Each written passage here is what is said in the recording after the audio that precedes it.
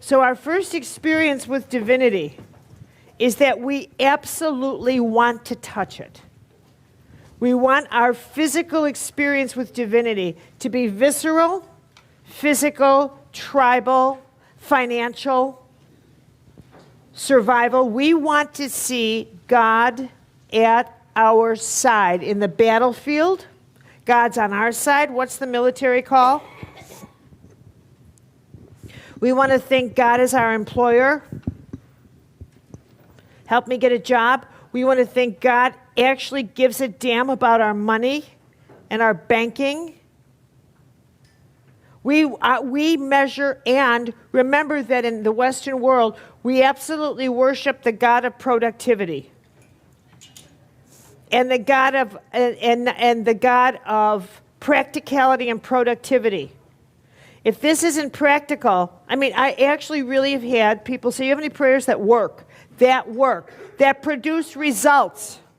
I mean, we look at our society, and here again, this is a post-Oppenheimer phenomenon, which is sending out these emails. Of course, I mean emails, but I mean that would actually say something as appalling as, you know, say this prayer, and in 3 days, just wait, something good's going to happen to you. This appalling trash. But that is very much how the first wave of how we get to know God, and then it transfers to the inner, where we begin to get to know the God within through we stop this idea of always looking for the God to push the world down for us, to take down our enemies. This is very Old Testament. Lord, slay my enemies, da-da-da-da, da-da-da-da. This is the Old Testament mentality, and it exists below your waist. Slay my enemies, do this, do that, do this, do that. This is the bloodbath God. This is the God of the physical world. This is your 10 commandments are in your first chakra. This is very much that idea of God. This is where that eye for an eye God comes from. This is where the entitlement God comes from. You took my eye, I'll take your ear. This is that world, and this is a very real, this is the God that Jesus came to take down. This is the God that Jesus said, this is not adequate. There's a different law, and I'm going to turn the light on this law. Buddha said, I'll help you out. So they put in some wiring here. Now, this wiring was always in place. Always. This wiring was always in place, but it lay dormant. It lay dormant because humans were not ready for it, perhaps. So that we had, looking through history, we had a tribal heart. We had tribal will. I mean, if you go back, I mean, you didn't see any Canaanites or any young Asians or Mongolians. I mean, let's study history. None of them said, I'm going to strike out on my own. Everybody was tribal. The world was excuse me, was a vulnerable place. You needed your tribe to survive, right? And in this world, and these mythologies are in your body. They are in you, as they are in your soul DNA. In this world, human beings walked the earth with this sense of awe because they knew their place in the universe. They knew they were no bigger than a little piss ant. And they had no power whatsoever. But they wondered what did have power. Nature had power. Nature. They were subject to nature and to the laws of nature. They didn't have this arrogance that they could command and control nature with machines and satellites and all this other crap that we're now doing. They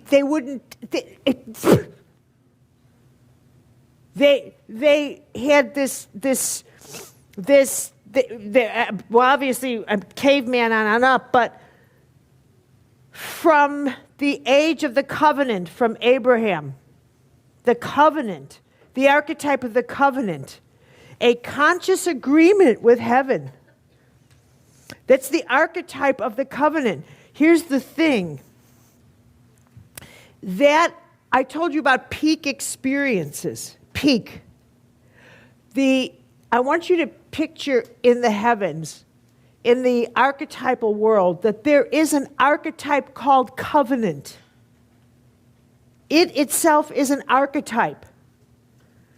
And when Abraham and Yahweh, when the angel said, go, listen, you got to do something here. Go take Isaac, go up Mount Moriah and sacrifice him. Why? Because that's what we want. It's one of those bad days in earth school for you. But he does it. He takes Isaac, and Isaac's going up there, and Isaac says, hey, what are we going to sacrifice? I'll tell you when we get there. So he wraps his son up, puts him on the altar. He's about to slay him. The angel shows up. You know the story. And the angel says, no, the Lord is pleased. He knows your heart. And in that moment, an archetype is animated. It's called covenant. The first conscious agreement between the human being and God. You do this, I do this. You do this, I do this. You live off that archetype. Brought to you by Abram 4,000 years ago. Don't kid yourself. You couldn't even consciously function if that archetype had not been animated. It brings you peace and tranquility to even think, if I light this candle, if I say this prayer, we have a covenant, don't we? Don't we? If I do this pilgrimage to you, you will listen, you will pay special attention to me if I make a pilgrimage, not a vacation. Remember, it's not a vacation. If I come to you, you and I both know it's a pilgrimage. Because I could have gone to France. But I'm coming to see you in Medjugorje, or I'm coming to see you in India. So we're calling this a pilgrimage because I don't even want to go there. So we have a covenant between you and me. And we do that because I want something from you. This was a big deal. A great, big, huge, big deal. The biggest deal. Right? And that set a whole consciousness in motion. But in this covenant, it was measured by physicalness. Because at that level of consciousness, how they measured the presence of God was through armies, was through force, was through smite our enemies, do this, protect us in physical, because that's where the world was then. And then came the 10 Commandments, which was covenant part 2. You organize your civil system. And then here comes Jesus, who says, opens up this, and Buddha, who says, now let me tell you that this outside law, and this is very important about transformation, that you get this, you've got to get this. So you get this. The significance of the Buddha, Jesus, but big, huge on Jesus here. Big, huge, great, big, huge. Pause button. I'm not selling tickets to Christianity. I teach Jesus and Buddha and Rumi and et cetera, et cetera. But I'm hitting a high note on Jesus for this reason. Jesus is and then I'm going to hit a high note on Buddha. But right now I need a little bit of Jesus. Because he is the great cosmic healer. And he blasted through the 4th chakra. Buddha, I credit with the 6th. He blasted through the 6th. Together, they are the ultimate Broadway production. Nothing else has hit the stage of humanity like these two. Nothing. But they...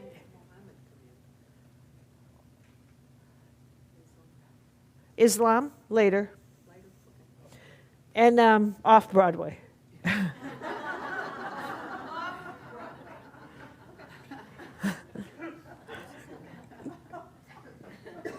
Okay, so over here, in the middle, when Jesus and Buddha open up the inner, they open up a consciousness, but especially Jesus here, he says, this law is focused on you getting your way and your tribe. This is all about you and your tribe and your sense of justice. Now, this is a very important role in transformation, people.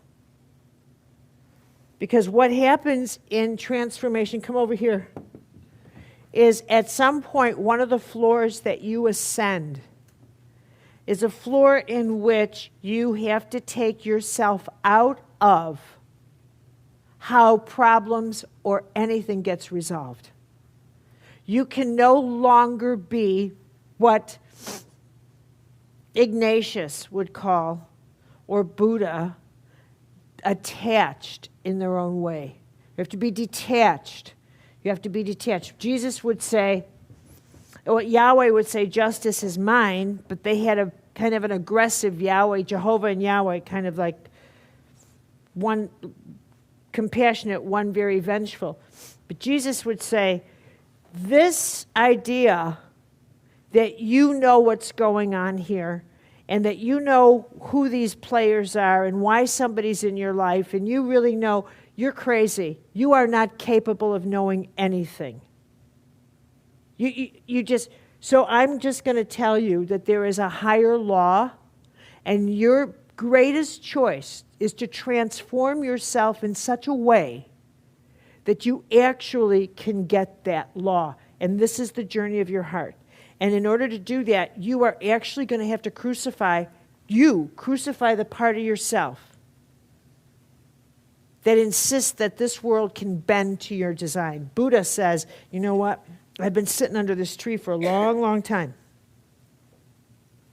And I got to tell you that everything out in this world is actually an illusion. It's all this great, big, huge illusion. And if you get what I mean by that, you are going to be a lot happier. You really will get it. And Buddha says, this first world where you think you're in charge, I'm going to call that hell. That's hell. It's the world where you are most powerless. And this is the world of cravings. Cravings, where you crave everything. I'm going to describe all of that. Where you just crave. And this is the world of your animal nature. Where your animal nature is in charge of you. And so long as you are in hell, cravings, or animal nature, this world will have dominion over you. And no one will be able to reach you. Nobody will be able to get through to you. You are under the spell of this world. You're under the spell, and it is transforming you, and you are not transforming it. I just said a key thing here.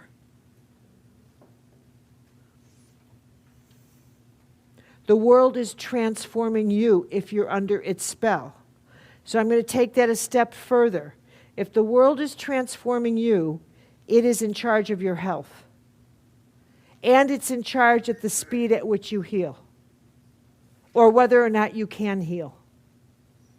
Because remember, the world will tell you, you have this illness, and according to we in the world, that illness can or cannot be healed. So they give you a bottle of medicine, and they say, look, I'll be sick for 6 weeks because it tells me to take this for 6 weeks. Okay, my health is in this bottle. No, it's not.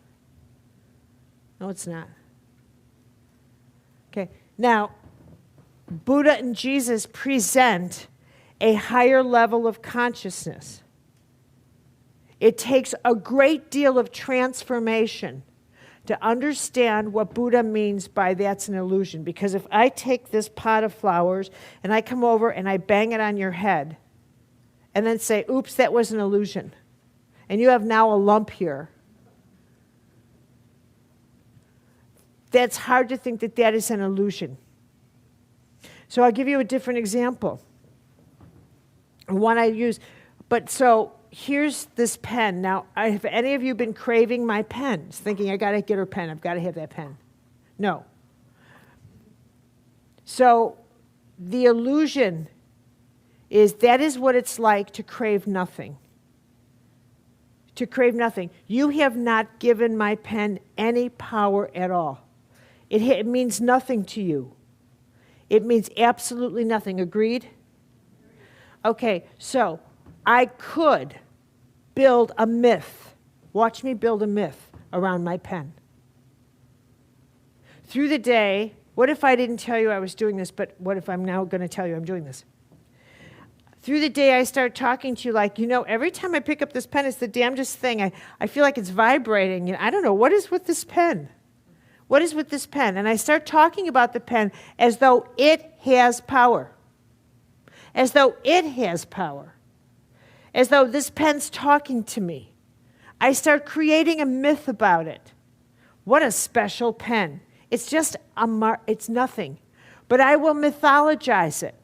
The way people create myths about special sacred places. This tree is sacred, but that one is just a tree. My, oh my. This is a sacred space, but this is a space. And what makes that sacred? The word sacred, I use that word for this space and not for this one. Myth. And all of a sudden, I have you joining me in this outrageous, made-up myth that this is a special pen that vibrates. That when you have it, it actually helps you answer the great mysteries of life. That all you have to do is take this magic pen, and it will answer any questions you want in the great mysteries of magic pen life. And pretty soon, if I put it on the great mysteries of magic pen life and put it on Craigslist or eBay, guess what? I might even begin to make money off this magic like people do when they sell magic crystals. That supposedly, I go to these, they don't let me go there very often now. No, I'm telling you the truth. Because David can't stand, I could see him cringing. He's so much fun. Because he never knows what I'm going to say because he's so polite and he never says anything and he just kind of looks like, I think half the time I do it just to add a gray hair to his head, but I can barely handle these places when I go to conferences and they have all these charlatans out there selling Swarovski. I have these beads in my closet because I love to bead jewelry. And I love to make necklaces. I love to do that. I just love doing that. Not that I have time, but I just have like boxes of beads and all this. So she's got they take these Swarovski crystals, and I know where to get them, how to get them. I have the bead shop right in Oak Park. And they name these bracelets Tranquility, Happiness, and they're charging like $65. These beads are like 20 cents each. So I can't stop myself. I pick up this, and I think I'm not going to do it. I won't. And out of my mouth comes, why does this bracelet, how can this bracelet make me tranquil? It's not working, right? Maybe I should have 3 of them, right? And I said, just tell me, how did you do this? And I'm like shaking because I want to jump over the table and wring her lying neck, but I'm not. But I am sort of going like this because I can feel it coming. That's terrible part of me that wants to just do a reading on her and the worst kind. I mean, I can feel it coming up. It's like vomit. I mean, it's like, I'm going to do it. I'm like, get me out of here. I'm going to do a reading and it's not going to be nice. And I can feel it coming up because my antenna is going zzz, and it's terrible. You don't know how awful it is. So, and the images, and I can see it, and it's so clear. And I'm thinking, if you only knew how hard it is for me to leave you alone right now. So then she says, well, I pray over it. And I was, So Meryl was with me. And Meryl looks and says, I have to take her out now. Oh my God. These people are idiots. They're idiots. But people can be made to believe anything. Any more than a rosary? Any more than a rosary? I mean, that's the same kind of. Here's the illusion. It's not the bead that has the power. Okay, come up here. What's opening now is, and this is why transformation is so extraordinary. What's opening are the cosmic airwaves, where it's like homeopathy or rose oil or any of the oils. To an ordinary mortal, those are perfumes. To someone in energy medicine, they will only be able to relax somebody. Here, smell this. Isn't that relaxing? They put them in the atomizers and turn and they think, oh, what a nice fragrance. But they will never, ever be able to activate the grace, the transformational grace, like the host at the altar.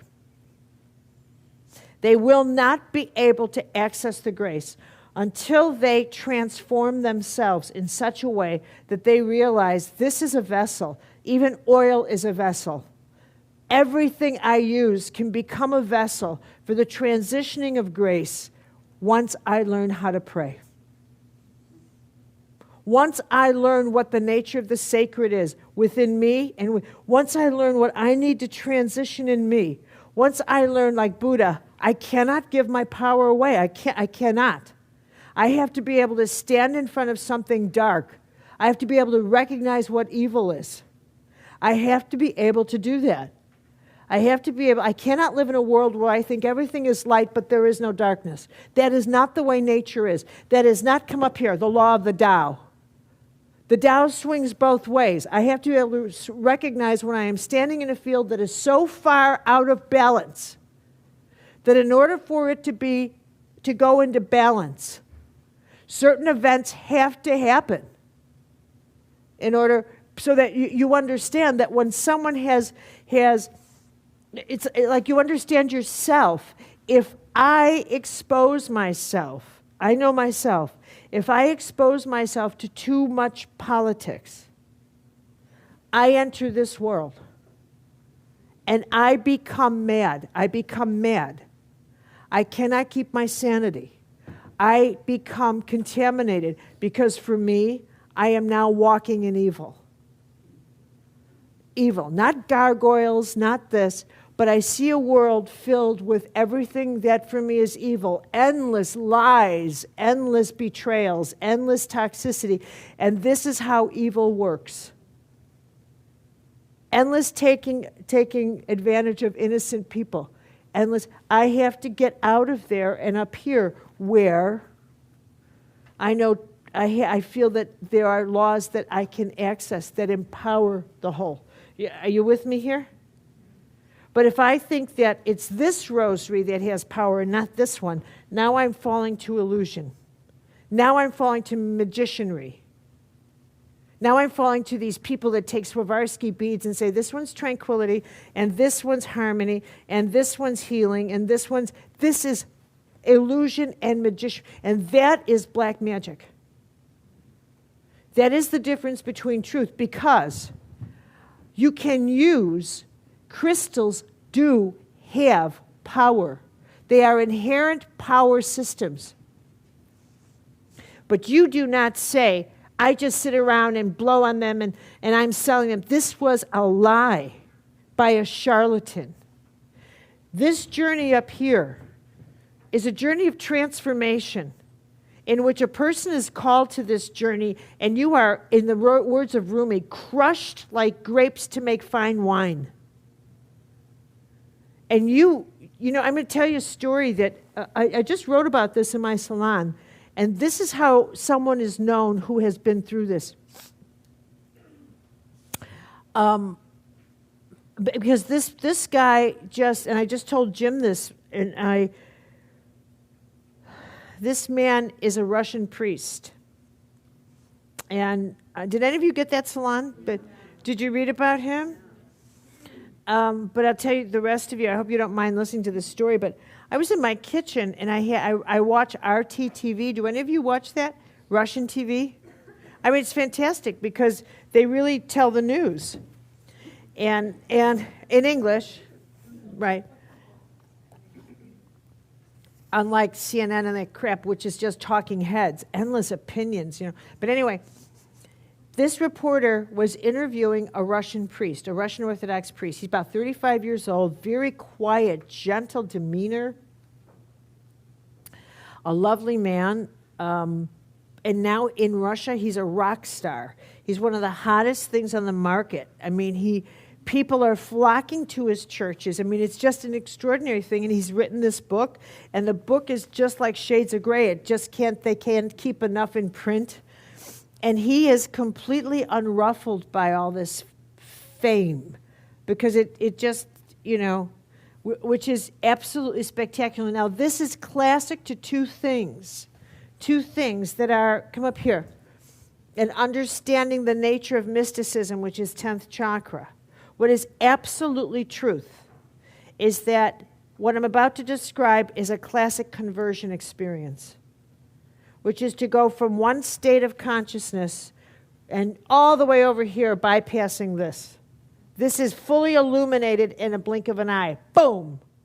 All of these, just imagine, go to full maximum speed and become completely congruent spiritually in a second, in a microsecond. This is called a conversion experience, where you simply become, where an illumination takes place instantly, not gradually, where you just, I think I'll read this, maybe I'll go to a lecture, and little by little, the dawn hits. It dawned on me, where your illumination is taking place one dawning at a time. In a conversion experience, all of a sudden, instantaneously, you go from, in his case, a state of being an atheist to a believer in a microchip. Boom! Like that, through one realization. So what happened to him is he was an academic, and he was studying languages and philosophy and that kind of thing, those subjects, because he wanted to be a writer, like a socio-political writer. And one day he said, just out of curiosity, he made a list of all the writers and philosophers, etc., that he really admired. And, you know, why did he do that? Who knows why he did it, but he did it. So he's making a list, and he put down Dostoevsky and Tolstoy and Chekhov and Shakespeare, and he's going down the list, James Joyce and William James and blah, blah, blah, blah, blah, blah. And then he wrote down the list of people that he had no respect for. Marx, who else did he have on the list? He had Stalin, but not Stalin, because, I mean, these were writers. He had Marx, I don't remember, but he had the list. But what he realized, Mao, what he realized was that everyone he really, truly admired was a believer. Everyone he didn't was an atheist. He was an atheist. And it just took his breath away. It took his breath away. He said, this can't be. It cannot be. And then what he realized is that each of those people on his list who were atheists fundamentally held in common a view of humanity that was dark and hostile. and that their philosophies or their work was all about controlling human beings, restricting them. That they only saw the worst of human beings and doing the worst to them. Everybody who had a belief in God saw the best of human beings and inspired them, and their work was immortal. This work was destructive and had only contributed pain to people, constant pain. This work contributed joy. As he compared the two, it just got worse and worse in his heart. He didn't know what to do. He left there. He said it was winter, and he was walking, and he ends up unnaturally, right, in front of a church. He'd never even set foot in a church. And it took him an hour. He said he was so frightened. He said he opened up the front, and he just sat in the back pew, but he was terrified to look up at the altar. And I don't know how many of you have ever been in a Russian Orthodox church, but let me say that they just have more. You think Catholics have iconology, honey. This is nothing.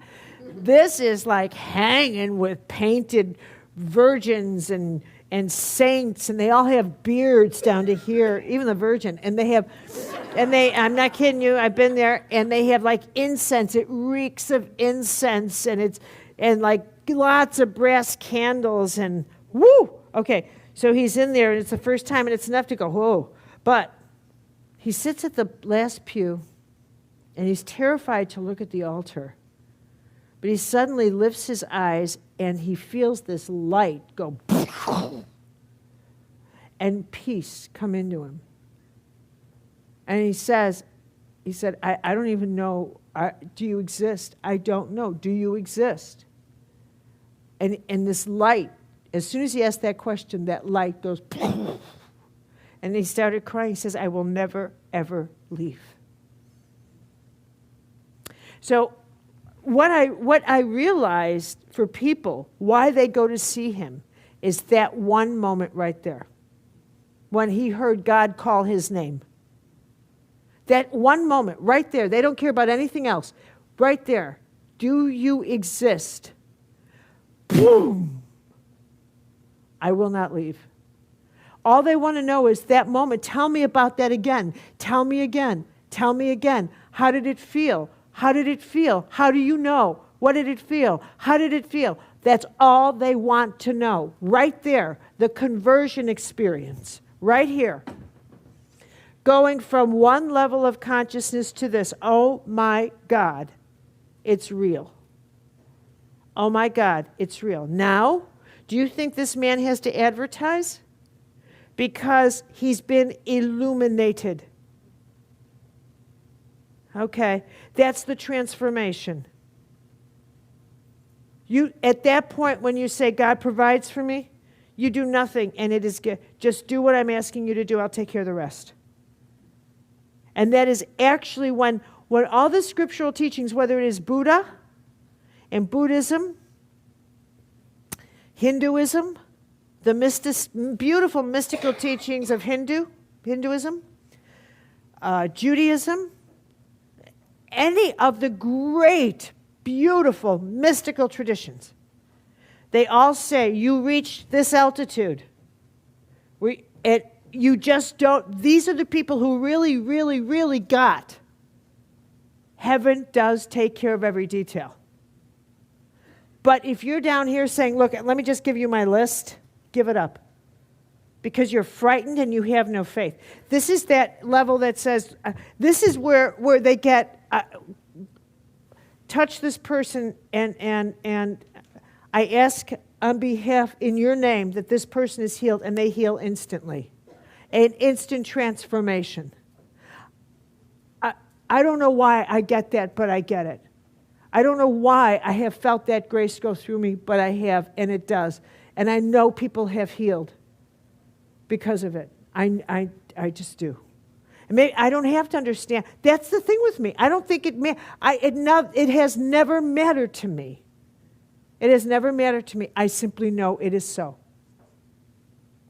Okay, so this is what this is what's opening now. This is the Oppenheimer thing. When we entered the nuclear age, It was like entering the Jesus age. Except that, the key, you know how they talk about this age as being the age of holism, that's the key word. This is an era of the hologram. These are just words, but you have to understand something. They're not words. They're not words. They are actually describing an energy map. If I said to you, where's your history? Point to your history. Which direction's your history? You all have a history. Where's your history? Behind you? You think it's behind you? Where's your history? This isn't a quiz. There's no right answer. I'm just interested in where you archetypally sense your history. Left, is it right for you? Yes. Ahead, your history's ahead. Well, Archetypally. yeah. Okay. And this is an archetype. I'm asking you. Everybody has a sensory system where you place your history. Body. Your history's in your body. It's in your body. That's where you store your history in your cell tissue? And how's your cell tissue? Do you have trouble losing weight? You can't lose weight with that. You can't. Your biography, you have stored your biography in your biology. Okay.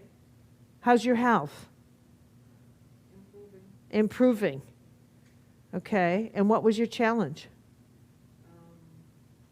Because it has to be immune. It has to be something that has to do with either chronic pain or immune disorder. If you store your family history in, I'm not sure you want to do this, but. What was the question? What was your health challenge?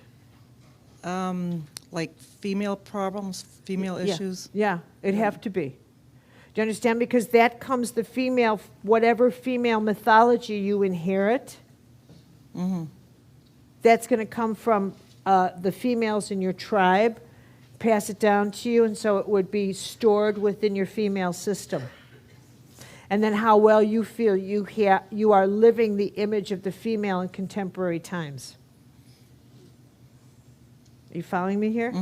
So the mythology is because we have changed, that one of the things under transformation now, and this is what I'm saying, since the Oppenheimer era, is that we have changed the mythology of the female. Before Oppenheimer, nobody ever questioned the role of the woman as much as we have now. I mean, women always worked. It was ridiculous to single a woman out and call her a working mother. Since when did women not work? There's no, what is more preposterous than to say this is a working mother? Women have always worked, but all of a sudden we create the archetype of the working mother.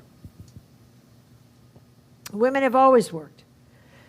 Since Oppenheimer, we now have in the 60s, what came along that redefined Western women, European Western women, was a peak moment in the 60s, a peak individual that redefined everything for the female.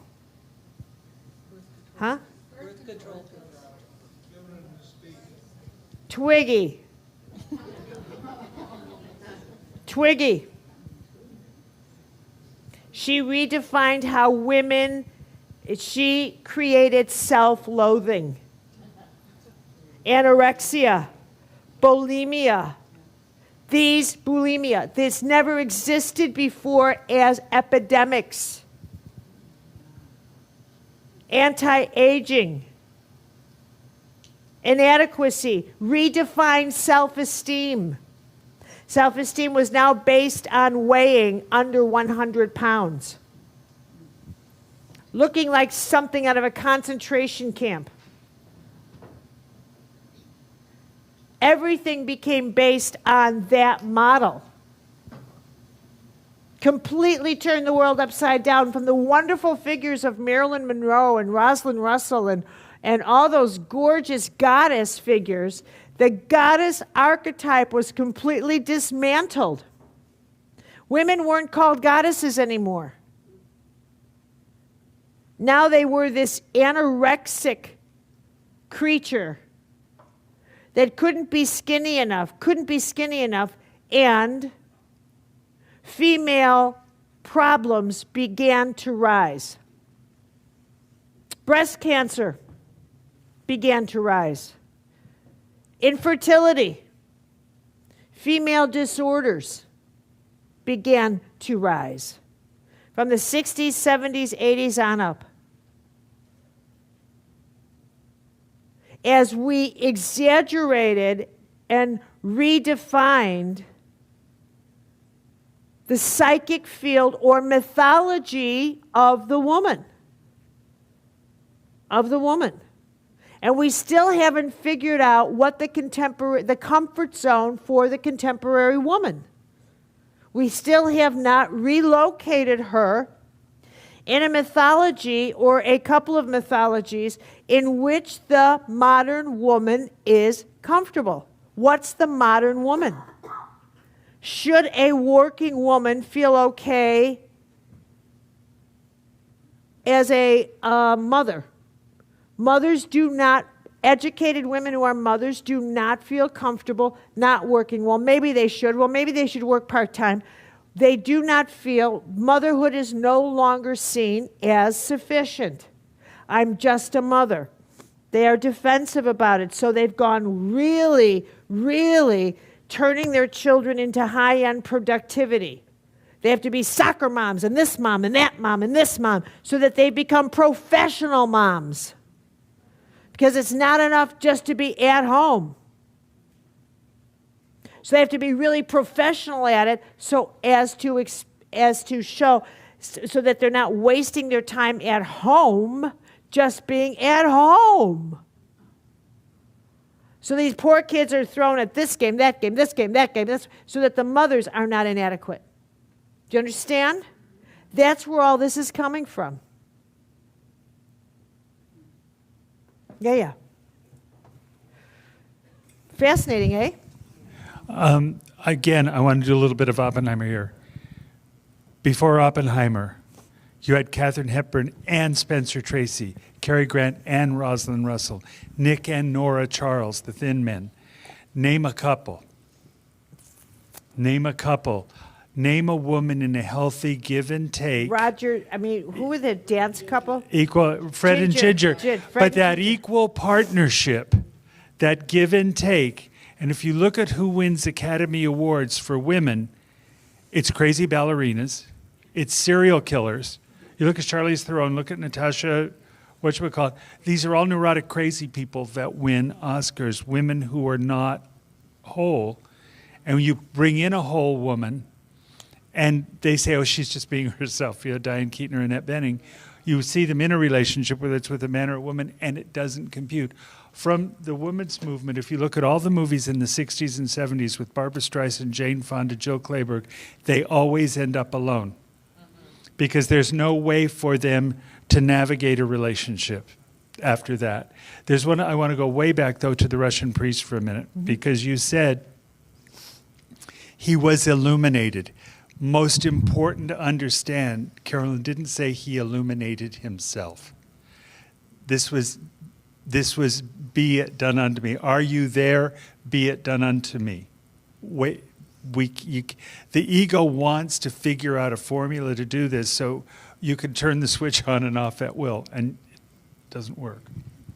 I think that's really, really important, everyone, because Theresa of Avila says, when she begins her fourth mansion, God called me here when I was ready. I could not access the fourth mansion on my own. This is the same thing as that moment of illumination, that moment of conversion. And she had a conversion experience, which is how she became Theresa of Avila. This incredible calling where you go from one state of consciousness to another. Now, what I'm describing are profound, and I told Jim, I think this Russian priest is wired for sainthood. He's got, and what sainthood is someone who manages to get to a peak place, and then they live their lives on behalf of others. That's all there's to it. Transforming. They become transformers. I actually believe after all my years of teaching, if someone were to interview me now and think, what do you think the human journey really is about? I think that we go through a stage of thinking like I've got to find a safe place and I've got to accumulate stuff. And then afterwards, we actually go through this thing of going through transformation where some part of our relationship to stuff inevitably will disappoint us. Either we get so much and then we're sitting in a room full of all this stuff and we go through this, Christ, what more can I buy? I'm just one more purse, one more this, one more that, one more set of earrings. It's just like you lose your appetite for your own world. You lose your appetite for your own world. It just is taken away from you. And I think that this too is a conversion experience where you simply lose your appetite for yourself, for what you're just like, I have no, and then you start thinking there's got to be something more that I'm living for, because it can't be just a bigger charge. This got to be more. So then that opens up wiring that you could not have afforded to have opened. Because now you can respond to that wiring. You start responding to it. You're in a position, and maybe sometimes I think people are positioned to respond to this wiring because they're forced to respond to it. I think oftentimes you're put in a position where this is where you have to turn to this wiring for survival, because maybe life has positioned you through illness, through some shock thing. How did this happen? Through this, through that. But you find yourself in a situation that you never thought you would find yourself in. But at any event, I think that this is the next stage, but then comes that place where we can go almost no further.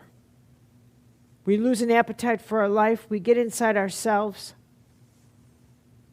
and then what I've seen in every single tradition, I now think what we are actually looking for is that freedom to let go of the life we thought we wanted to live.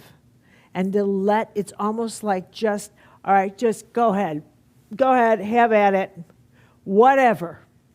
To just let go and let the soul take over.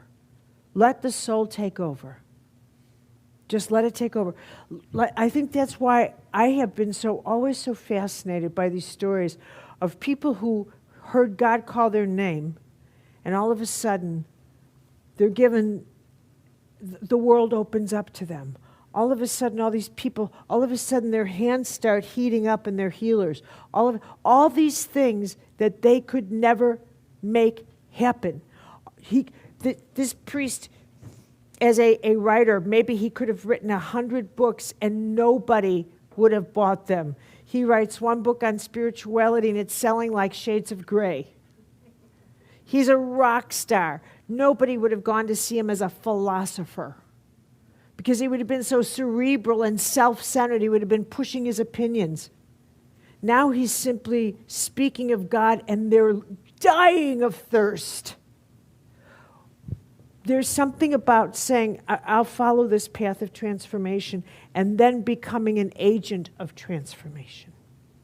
But that's the crushing part, because if we cling to how that will happen, we can't get there. Because you will always pick a safe place for yourself. And that's the thing, if we look at every single thing, there's nothing safe. You always pick a place where, let me put it this way, where you feel your vanity will survive. To protect your vanity. To protect what you think are your strong suits. Because you don't get what your real strong suits are yet. You don't get what they really are. Like you think, oh, do not make me love people I don't love. Don't ask it. Don't ask me to go there, only to find out that you have a capacity to love the people you've been afraid of more than anybody. That nobody's a greater defender of the poor than you. That nobody would, and that's why you were so afraid of them. Because there was something in your heart that felt so deeply for them. So, are you with me here? So what I want to do now is I want us to examine where we actually recognize our lives are changing. Something is being transformed. Or where we feel in harmony, or where we feel things happening in our lives or transforming with or without our initiation. With or without our initiation. Maybe our health, maybe relationships, maybe the loss of a mate. It's not just about you. It's also about observing changes in the people around you that are also filtering into your lives. Because they make up part of the texture of your life. You do not stand alone in this universe. Remember, you see people that are transforming around you. You see the questions they might be asking. You see how that influences. Like I noticed the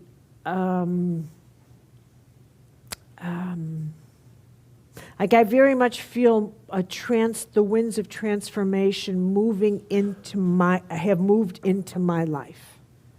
I could feel them changing the texture of how my life is going to be in the next years now. I can feel it. I can absolutely feel it. And I can feel that it calls for me to make different decisions, and I'm letting the wind talk to me. I'm just letting the wind talk to me. I'm letting that guidance talk to me. And part of the way it comes through me is that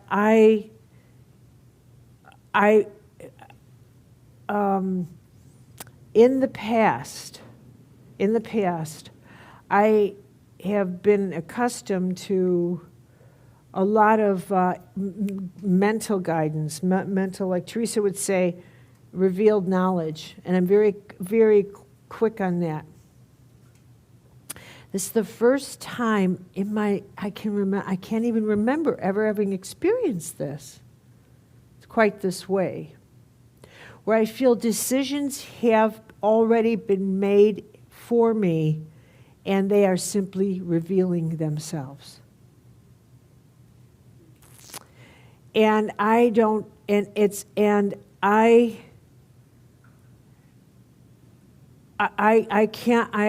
am not allowed to argue with them. It's really quite astonishing. It's quite, I have never felt this way. I feel like like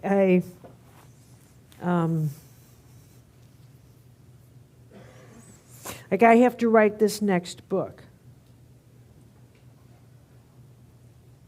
And the people had given me this one deadline, and I was in New York earlier this week.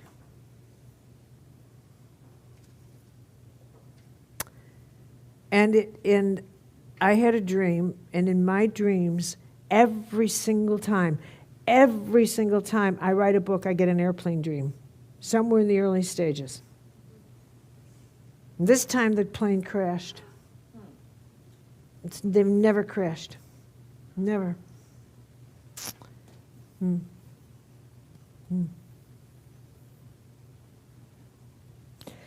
So I said, in New York, I said, this deadline is going to be changed.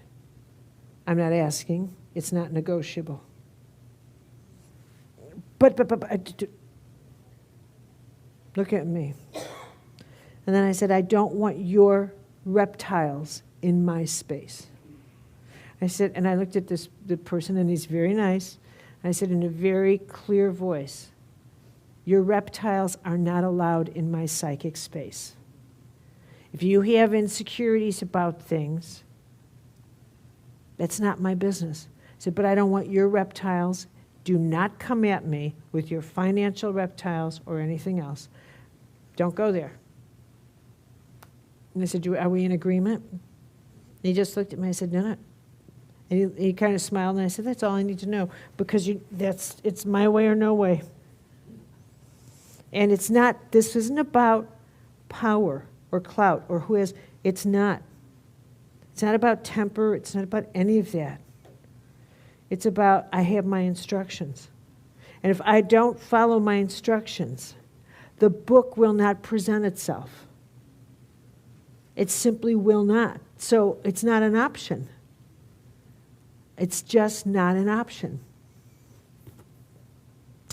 So a part of what I think transformation is that I feel like I need to outfit myself more for the season that we're in.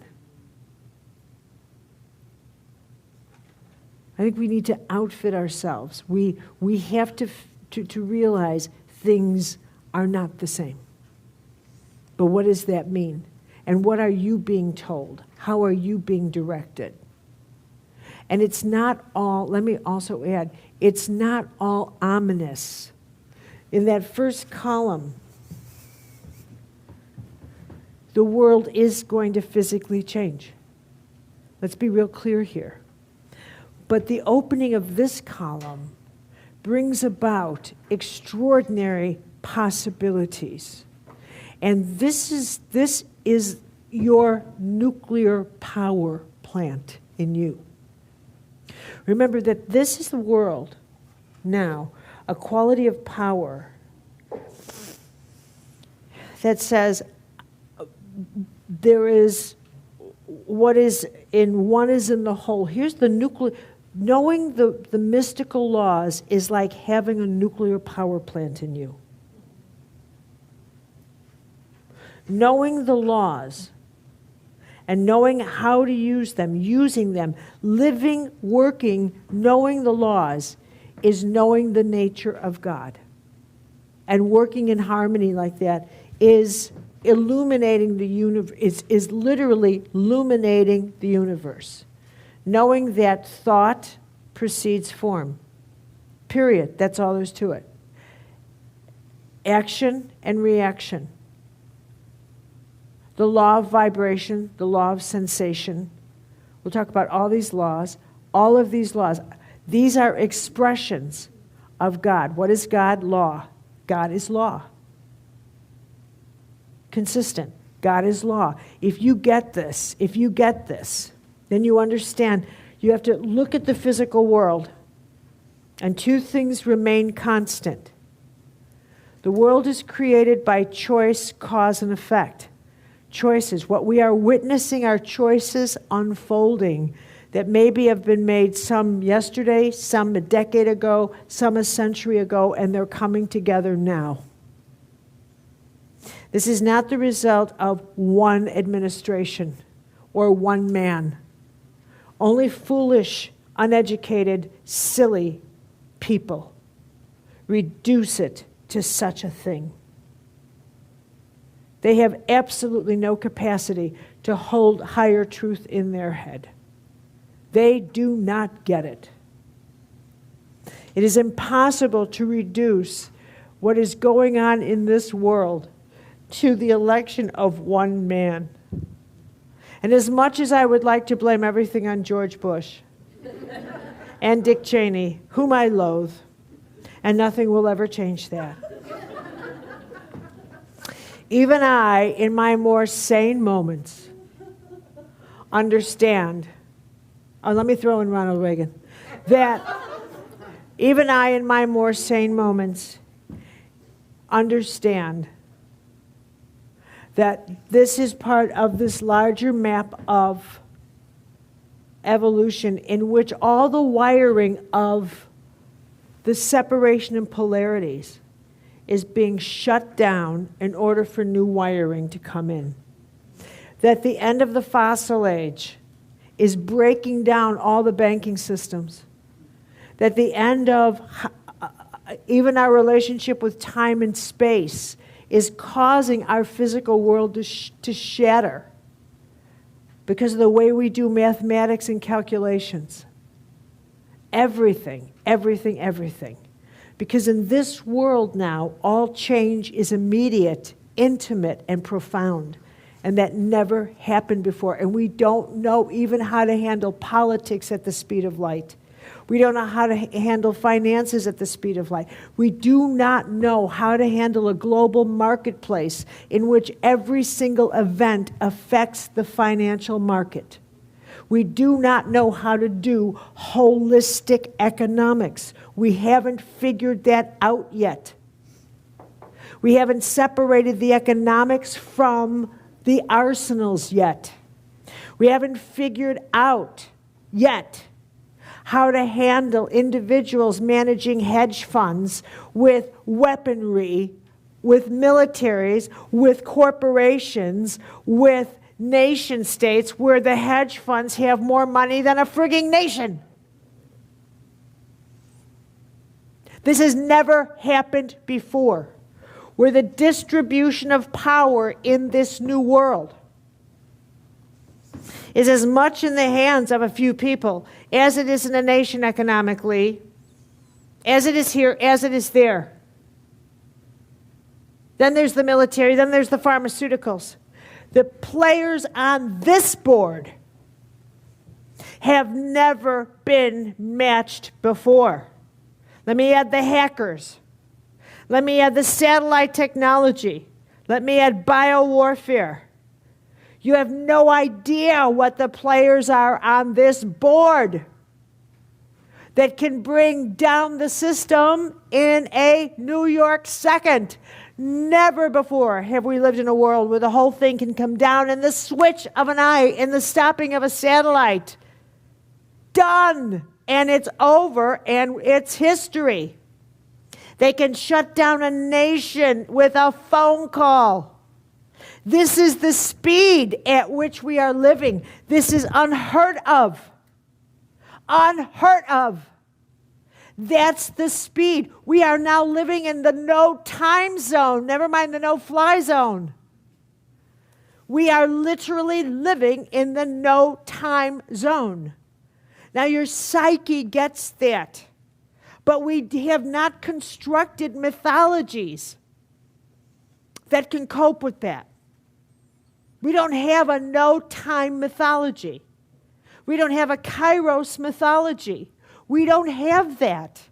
We don't have a way to comprehend psychic timelessness. We don't have that. We have fairy tales, once upon a time. We have dream state. What we don't get is we are living in active dream state.